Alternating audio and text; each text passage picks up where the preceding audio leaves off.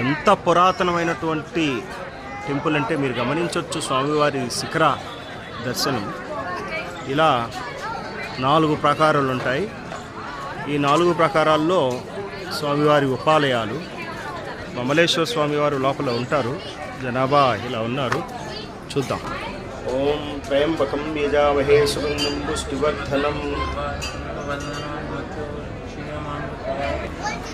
చూస్తున్నావు కదా శివుని యొక్క నంది స్వరూపం ఎంత అద్భుతంగా ఉందో.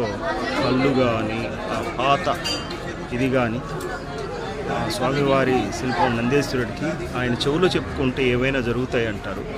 ఈ రూపం ద్వారా మీరు కూడా స్వామివారి చెవులో చెప్పుకోవాల్సిందిగా కోరుతున్నాను.